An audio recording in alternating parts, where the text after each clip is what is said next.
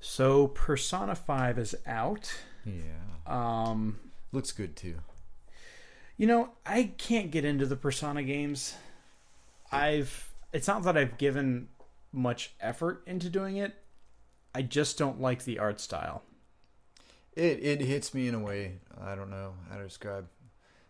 There's something like nostalgic about it, just because it's an old series, so they've got a lot of entries in it, and that kind of stylization that they have is very early PlayStation RPGs as far as like over the top goes. It's just now they've actually got like the cell shading down to an art. Well, cell shading, like it's to a point where the current generation of consoles and hardware can just do cell shading super well. It looks like, there you go, pretty much perfect. Yeah. So I want to go through this article before we did kind of discuss it amongst ourselves. So Atlas, who is the developer, I think, and publisher for Persona 5, has warned players that if they show gameplay footage after a certain point in the game, I want to say it's July 7th, the in-game date, they will go after their channels with copyright claims and strikes. Of course, streamers aren't taking that very well. They also, on their USA website, they posted, they implied that copyright strikes will be coming for anyone who streams Persona 5 past the in-game date of 7/7. And by the way, this article can be found on Kotaku.com discussing this, and this is what we're quoting from. The article says that Atlas USA claimed they, in fact, highly recommend that you don't do this, in all caps, as far as streaming past that date. Once you get to that point, it also blocks the PlayStation 4's ability to share videos and screen caps. It even goes that far. I gotcha. It's pretty intense. And apparently Atlas has done this with previous Persona games. They apparently had a Persona dancing game called Persona 4 Dancing All Night.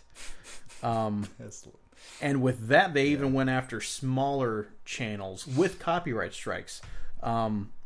Someone named Elliot Gardeep, who has who did a Let's Play with a friend on a stream,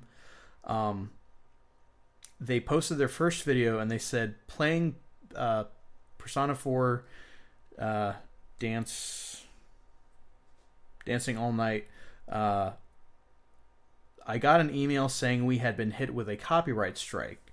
There was no warning, no request to remove the offending video, nothing like that. Naturally, I was very confused, as we were and remain extremely niche, but it seemed that our video of the story mode was called into question.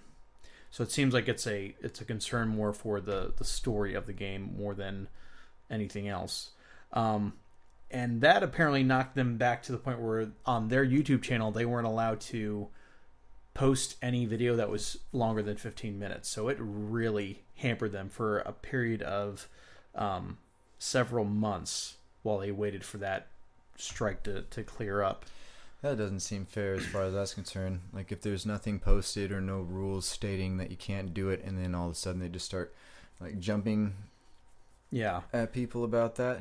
There's another streamer named Fraser. He produces a show called Video Games Awesome. He says that he can understand the common concern that when players watch a Let's Play or stream, they won't buy the game in question. But based on what he's seen from his audience, he says that streams encourage people to pick up games they're unsure about, and the majority of his fans are mostly watching games they've already bought in the first place, which that's mainly what I will do. Yeah. I'll watch, and see how other people play games.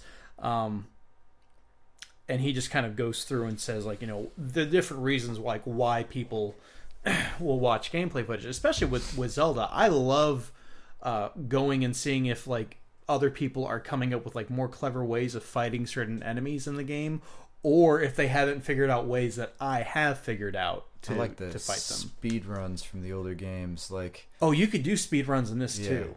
Like they've gotten the game down to be, I think it's like 42 minutes.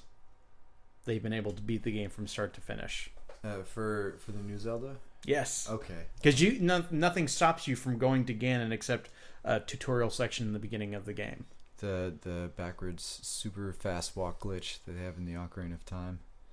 Oh my god! Or the bomb, doing something with bomb and like having it like move you super fast. Yeah, those are great. Those are fun. Bomb jumping, I think, is what and that's it's the called. Exciting thing about these new releases is the fact that all sorts of glitches that we haven't even learned to expose, or to exploit.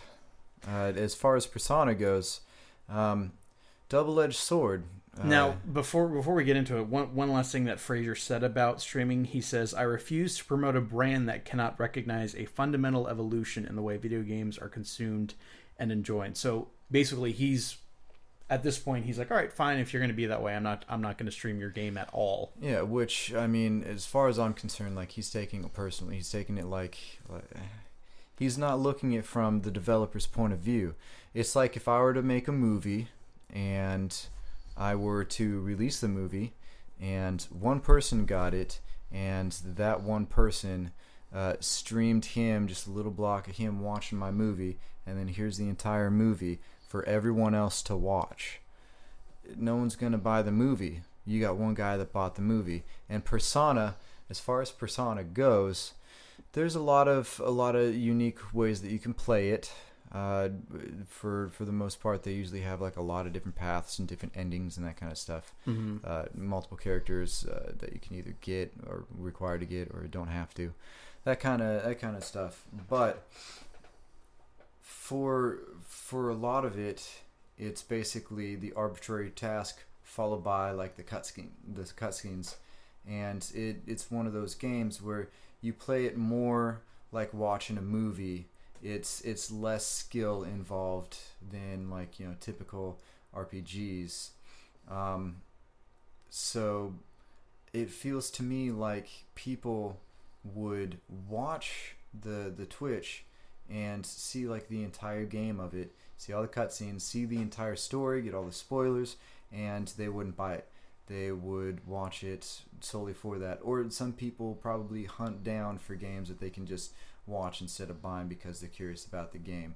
But I don't think that it would be beneficial for them to like stream the entire thing.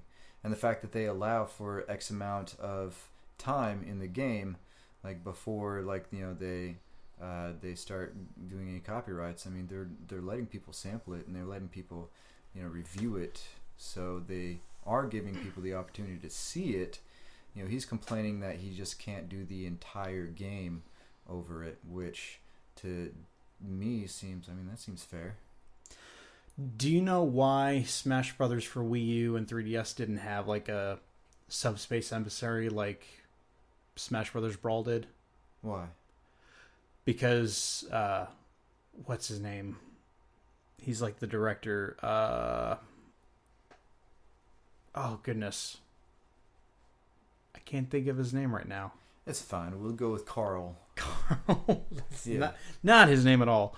It'll probably come up to me later. But the maker of the series, Carl. like he's been involved since the beginning. Yeah. He said the reason why it wasn't going to have anything like that with cutscenes and like a story was because people just ripped the Brawl storyline and posted it to YouTube. So I feel like developers also take it personally too. They're just like, "Oh, I worked so hard, and now all you do is go on to YouTube." Yeah. Well, yeah. These are people. But that's just kind of like, I feel like this is a natural progression of gaming. If you don't want people to see like storylines in games, I've kind of gone back and forth with this because yes, storyline is important to games, but it really does come down to a gameplay. That is what makes it a game rather than just a movie or rather than just an interactive movie. Yeah. I honestly have a hard time accepting that if you're actually someone who enjoys playing video games, that you would see a game, think it looks really cool, but you're like, well, I've seen the story, so I don't need to play the game. I feel that with Final Fantasy. If you were going to have Final Fantasy going, you could watch somebody else play any Final Fantasy title and it's the same game. But see, my thoughts on that is like right now I could go and watch all of the cutscenes of Final Fantasy 15. I could watch the entire game I have done that. play before my eyes. I don't want to do that because I'm going to play the game for myself one day. Right. Even though it would be easier and faster, me with my adult life not having time to not a whole lot of time to play video games, I could just watch the whole thing in a few hours. So even if that would make more sense on paper for me to say no, I'm not going to buy and play the game, that's exactly what I've done because that's part of the whole experience. And I feel like there's more people I feel like there's more people out there that are more that feel that way more so with my way of going about it than with your way of going about it. Yeah. Or people that watch it, they'll watch the whole thing, they still go and buy the game and play it. I've actually known people with Final Fantasy 15 who have done that. There's a simple solution which they're probably going to come to because of these issues are not going to go away. You know, you're going to have people wanting money for the work they've done. And it doesn't matter, argument that goes both ways. It's a double-edged sword. It's not something that you can resolve just by saying either you can't do it on Twitch or you should let them, but we do have a solution that no one's going to like, but at the same time is just the way that the world works, which is commercials. If they are able to, when you're playing through the console, the console knows what game you're playing, so it can document how many hours this has been recorded, and if you're doing like a live stream on it, then it can just cut to a commercial during. Well, Twitch already does that. So Twitch already has commercials. Oh yeah. So then, are those commercials going to Twitch, or? Yep. So Twitch would have to split profits with people with to get like the rights. Developers, but I kind of feel like half of it is not it. It's almost like the developers like, no, I don't want the story to be spoiled for anyone, and I can appreciate that. But when people want spoilers, if people are really interested in the game story, you know what they'll do? It's about money. They'll go online and find a script that someone has typed out, because people do that also. They'll just type out the story for you to read. So if people want to find spoilers, it's a lot easier to find spoilers than it is to stay away from spoilers nowadays. Yeah, and that's just an effect of the internet. I'm a Game of Thrones fan, and so it's going to be difficult because I like to binge things. I don't like this waiting a week. It's like I'll wait until the season has like a few episodes left, and then you'll catch up. Yeah, because by the time that I've caught up, the last episode's out. I do feel though that I feel like Atlas does have the right. Yeah, they absolutely have the right to say no, we're not going to do it. I don't like the fact that in the past they haven't even warned channels. At least they warned them this time by saying, "Hey, we're probably going to put a copyright strike on your channel if you do this." They have the right to do that, just as the streamers and the people on YouTube who are posting gameplay videos, they have every right to say, okay, if you feel that way, I'm not going to cover your game at all. Because just looking at people like Markiplier and like PewDiePie, I'm sorry, but they have to be getting money from some of these game developers to like, please play my game. Yeah, for an hour. We know they're getting money because let's look at was it Iron Boots? Is that it? I want to say it's Iron Boots. It's they've Normal got, Boots? No, they've got PB&J Gamer. Normal Boots. Normal Boots? Yeah. Okay, and they've also got JonTron and Pro Jared and God, what's his name? Why can't I think of his name? But you said Space Hamster. Okay, yeah. I like Space Hamster. He's my guy. That's my guy. Out of all the Boots guys, that's my guy. Space Hamster. Yeah. But you look at him and PBJ. anyways, Peanut Butter Gamer. Yeah, Peanut Butter Gamer, PB Gamer. You look at those guys, and they get games to review. Yeah. They got the Switch. Oh my goodness. How many everyone else YouTubers got the Switch and were just like, hey everyone, we've got a Switch like a week before. It's like, dude, anyone who's got like 500,000 subscribers and up got a free Switch basically. Yeah. So like they're pumping because YouTube is marketing. That's all it is. Yeah. And people want reviews on things before they buy it. That's where YouTube is a big market for. So you've got people like reviews. It doesn't matter what product you want. You type in a model number, there's a YouTube review on it. Yes. The microphone kit that I use a Shure microphone kit. It's got 7 pieces, and it's a very specific microphone kit, right? Yeah, I knew exactly what it sounded like before I even bought it because YouTube exists. Right. So I'm digging myself into a hole because I'm telling you, it's good for these things to be there. Now I'm arguing against what I was originally saying about Persona.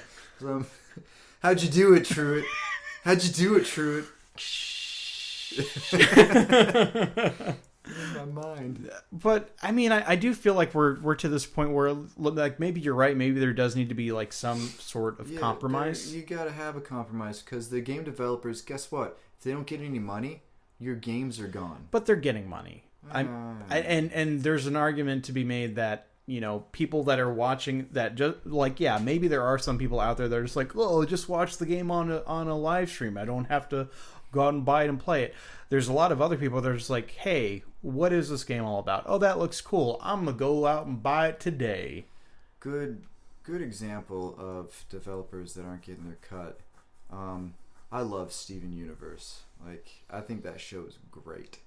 Like, I very much enjoy watching it. The only problem, though, is that it takes forever for them to release new episodes. Mm. Their audience is a very adult-oriented audience. It's not really geared for children, even though which is kind of weird. But yeah, so they're not selling toys.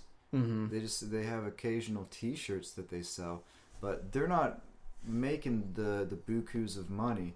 Adventure Time has a lot of toys and like clothes because and that's hats and backpacks. And I think sort of that Adventure Time appeals to adults and kids. Yes, and Steven Universe, like it's from one of the artists of Adventure Time. She also writes for and created Steven Universe, and